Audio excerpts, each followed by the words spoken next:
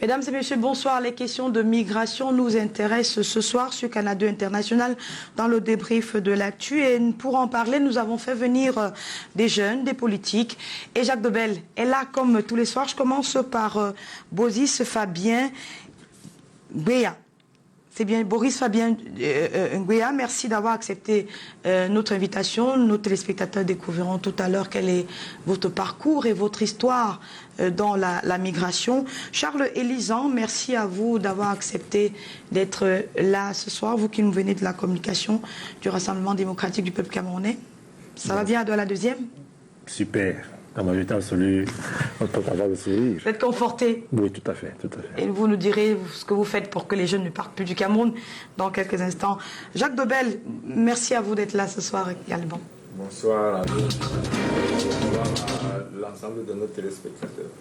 Nous attendons Emmanuel Kounié du MRC, dont l'accord de principe est acquis depuis la mi-journée et qui va sans doute nous rejoindre sur ce plateau avant la fin de cette émission. Je commence donc par toi, Fabien. Tu es aujourd'hui installé au quartier Commando, mais ça n'a pas toujours été le cas. Tu avais quitté le Cameroun en quelle année? J'ai quitté le Cameroun je crois en 2015 que j'ai quitté le Cameroun. Pour aller où? En fait, moi, je voulais me rendre dans un pays européen. Tu peux te rapprocher du micro, s'il te plaît, voilà. Je voulais me rendre dans un pays européen, quel que soit le pays, soit l'Italie, l'Espagne, France, l'Allemagne. Bon, ça n'importe peu, je voulais juste me rendre en Europe. Pourquoi? En fait, après l'obtention de mon baccalauréat, comme nous restons souvent au quartier, mes amis m'ont fait comprendre que les études en Europe payent plus bien que les études au Cameroun, que celui qui a fait un parcours scolaire en Europe, quand il vient au pays, il est plus à l'aise par rapport à celui qui a fait un parcours ici au Cameroun. Donc après l'obtention de mon baccalauréat D, j'ai donc décidé de me rendre en Europe. Mes parents n'ayant pas de moyens financiers pour pouvoir payer mon billet d'avion ainsi que mon visa, je me suis décidé... C'est-à-dire dans le processus normal de départ pour l'Europe? Oui, dans le processus normal de départ pour l'Europe, je me suis décidé de partir si Epédi en aventure. Et tu as réussi? Non, je n'ai pas réussi. Je n'ai pas réussi puisque si Epédi les conseils, bon, le pays d'où je me suis rendu avec trop de guerres, et j'ai pas pu arriver en Europe. C'est quel pays? En fait, moi j'avais pris la Libye. La Libye qui me rend en Italie. En Italie. Et arrivé en Libye, c'était vraiment la guerre. La guerre, vraiment de la guerre. Et c'est où je me suis... Bon, on a essayé de me prendre dans notre maison qu'on appelle souvent CPD Ngandak. En termes aventuriers, Ngandak. Et on nous a amenés dans les camps des réfugiés.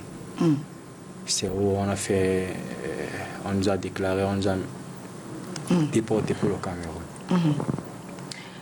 Alors, on marque un premier arrêt pour vous permettre, Jacques Dobel et Charles Elisan, de réagir.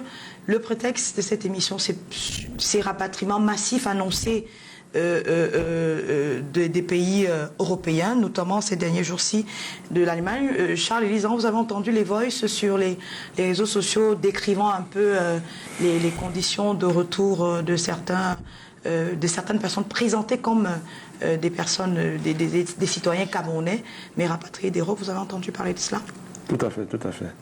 Vous savez, la raison principale pour laquelle les pays européens, et notamment l'Allemagne, qui a pris le devant de la chose, rapatrient, disons, les Africains chez eux, c'est un problème financier. C'est un problème de crise économique.